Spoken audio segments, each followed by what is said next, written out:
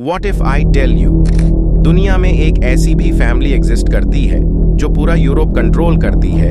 इस फैमिली का net worth $278 billion है। इसका net worth Elon Musk, Jeff Bezos, Bill Gates, Warren Buffett इन सभी से ज्यादा है। इतना पावर और पैसा होने के बाद भी आप में से 99% लोगों ने इस फैमिली के एक भी आदमी का नाम नहीं सुना होगा। तो ये है यूरोप की सबसे अमीर और पावरफुल फैमिली, वॉलेनबर्ग फैमिली। अब आपके भी मन में ये सवाल आ रहा होगा कि कैसे ये फैमिली इतनी अमीर हुई और कौन था वो आदमी जिसने इस फैमिली को इतना अमीर बनाया।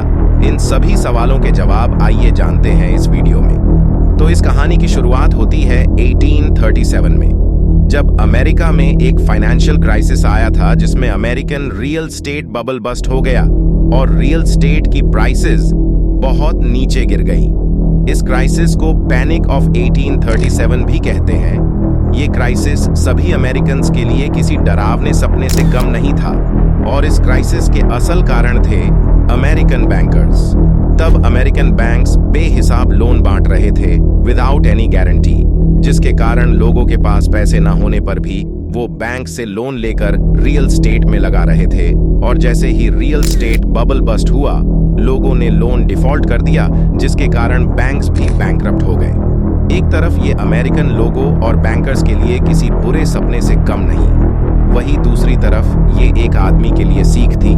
इस आदमी का नाम था आंड्रे ऑस्कर वॉलेनबर्ग, जो अमेरिका के स्वीडिश नेवी बेस में काम कर रहा था।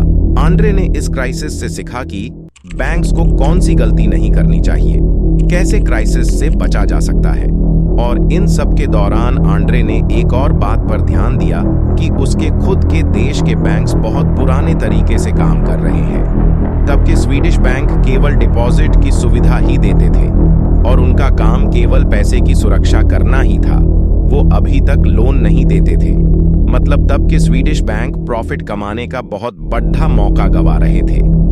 और क्योंकि तब के समय स्वीडन में इंडस्ट्रियलाइजेशन बूम कर रहा था, तब स्वीडिश बिजनेसमैन्स को लोन की बहुत जरूरत होती थी। लेकिन स्वीडिश बैंक्स के लोन ना देने के कारण वहां के बिजनेसमैन अपना बिजनेस एक्सपेंड नहीं कर पा रहे थे। ये सब देखकर आंड्रे ने तुरंत स्वीडिश नेवी ऑफिसर की जॉब से रिजाइन कर स्वीडन में एक बैंक खोला, जिसका नाम था स्टॉकहोल्म्स एनस्किल्डा बैंक, जिसे शॉर्ट में SEB कहते हैं। जब आंड्रे ने ये बैंक खोला, तब इसमें कस्टमर्स की भीड़ लग गई, क्योंकि SEB ने वहां के लोकल स्वीडिश बैंक से बहुत ज्यादा इंटरेस्ट देना शुरू कर दिया और बहुत ही जल्द ये स्वीडन की नंबर 1 कंपनी बन गई। अब ये फैमिली इतनी पावरफुल हो चुकी थी कि ये लगभग पूरा स्वीडन कंट्रोल कर रही थी।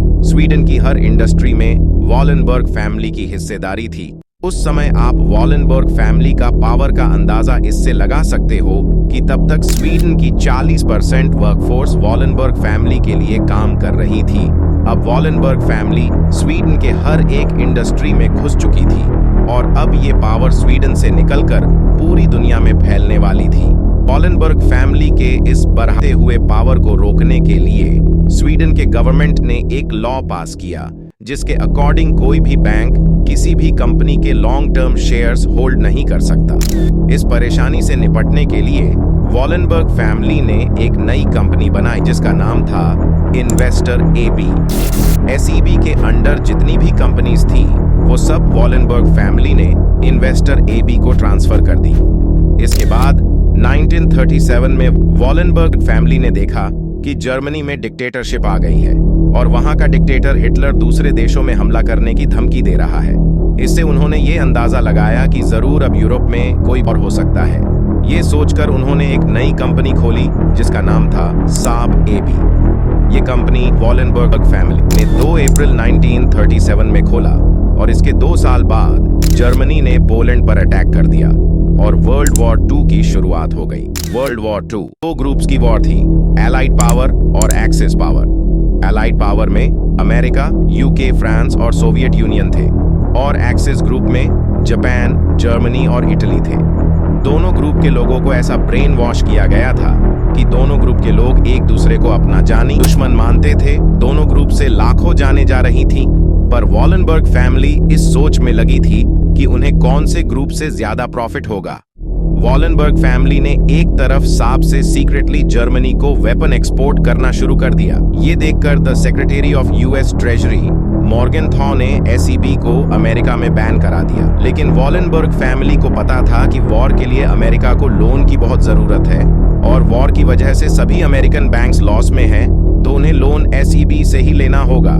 इसलिए वॉलेनबर्ग फैमिली ने अमेरिका से सीक्रेट डील कर लिए। मतलब एक तरफ वॉलेनबर्ग फैमिली अमेरिका को लोन दे रही थी ताकि अमेरिका हार ना माने, और दूसरी तरफ जर्मनी को वेपन दे रही थी ताकि जर्मनी ना हारे।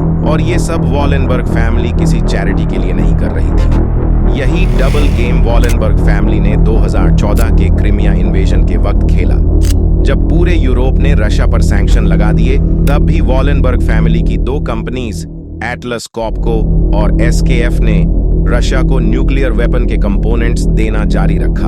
एक बात आप याद रखिए कि बिजनेसमैन कभी घाटे का सौदा नहीं करता, और war is the biggest business in the world. इतिहास गवाह है कि पावर और पैसे के लिए इंसानों ने कभी भी दूसरों की जान की कभी परवाह नहीं की है। ये तो केवल एक कहानी है। आपको क्या लगता है, दुनिया में जो वॉर्स होते हैं उनका असली मकसद क्या होता है? क्योंकि वॉर में कभी कोई देश नहीं जीतता, दोनों का लॉस ही होता है। जीतते हैं तो केवल ऐसी कंपनीज। अगर आपको वॉर्स की पूरी रियलिटी जाननी है तो आप कमेंट करें the dark secret of war. अगर ज्यादा कमेंट्स आए तो मैं जल्द ही इस टॉपिक पर एक वीडियो बनाऊंगा। मिलेंगे अगले वीडियो में।